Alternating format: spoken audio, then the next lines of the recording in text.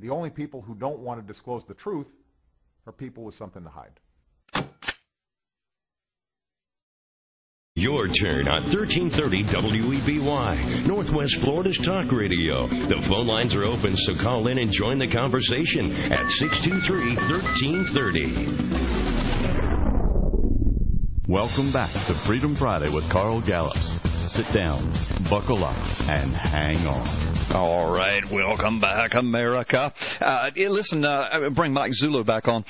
Mike, before we go any further, I just want to say and or ask you this.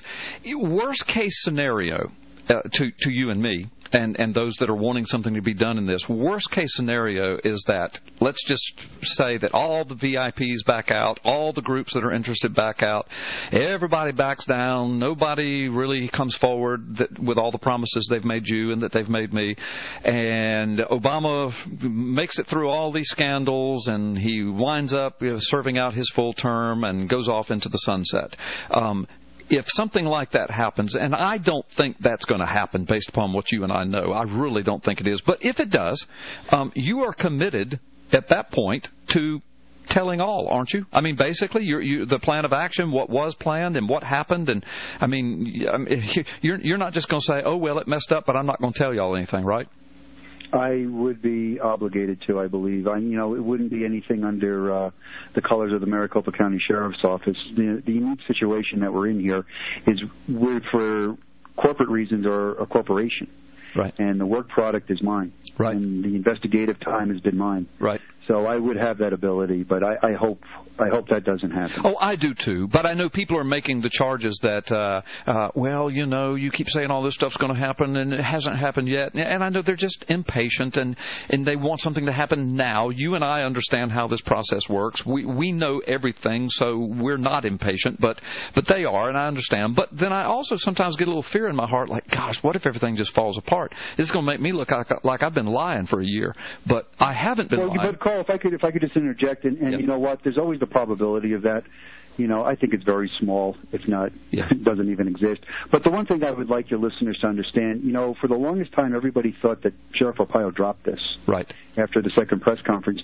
And it was painful for us not to alert anybody that we were still working. Right. We did that by choice at a financial detriment to the cause, but we did it. And I'm hoping that they could see this affidavit now and read it and realize, wow, this is really a law enforcement thing. Yeah, yeah. These guys are serious, because I'm going to tell you, we are serious. Oh, yeah. I know. I'm sorry. We've got a delay here. Yeah, no, that affidavit is clear. 207 points of powerful argument, so powerful that the OBOTs have gone silent. They've gone underground like the rats that they are, and that's how powerful it is, and that's just the tip of the iceberg as to what you possess. And I know that for a fact. I'm not just popping my mouth off. You're right. And just to put it into perspective, 56 pages doesn't even approach 10% of the investigative report that I am writing and continue to write. Right. Let me ask you a couple of other quick questions. We're running out of time. When do you think this Alabama Supreme Court case will be heard and or settled? I mean, is there any kind of time frame on this at all? I made an inquiry of Larry Klayman, and he told me he thought he would hear something within the next 3 months. Okay. The wheels of justice move slow. Oh, I know. For all I know, that court could say, hey, come in tomorrow for oral arguments. I don't know. They could, yeah. Now, let me ask you this.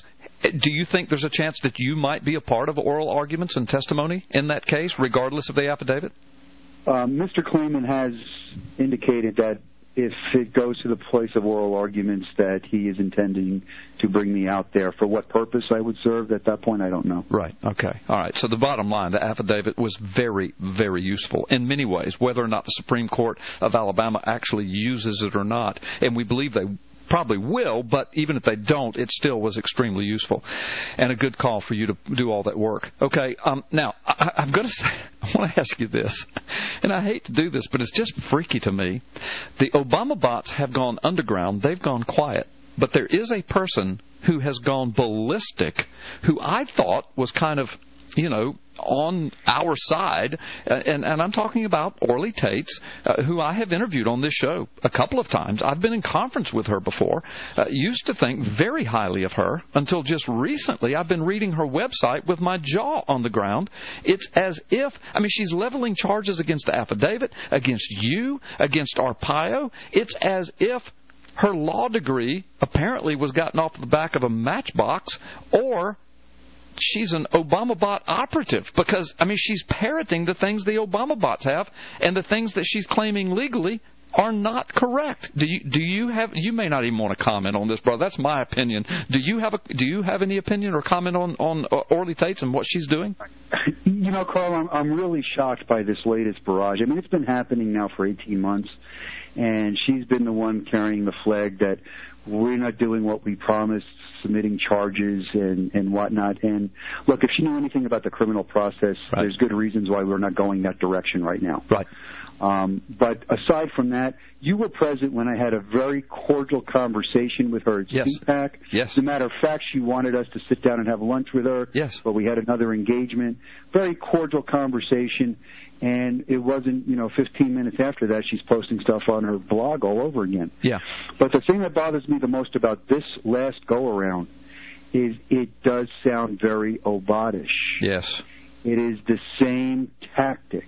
And what's suspect to me at this point in time is those disinformation tactics are to have people appear to champion a cause and then really not be what you believe they are. Yeah. Yeah. And, I am not the one that racked up 20 losing lawsuits. Right. I'm not the one sanctioned by a judge. I am not the one reprimanded by a judge numerous times in different venues. I'm not the one that did any of that. Right. She's out there beating up on us, and I guess my only suggestion would be polish up your skills and go at it, but leave me alone. Yeah, leave you alone. Well, the bottom line is, I mean, you're a universe apart from her in that you are a duly sworn investigative officer involved in a criminal case, being asked for evidence by Supreme Courts, and I mean, and on it goes. And so Mike, just keep up the good work. We're flat out of time, but God bless you. Thank you for letting us impose upon you, and we would love to have you back soon. Thanks, Carl. You have a great day. Okay, you as well. Well, folks, you are listening to Freedom Friday with Carl Gallups. The only people who don't want to disclose the truth are people with something to hide.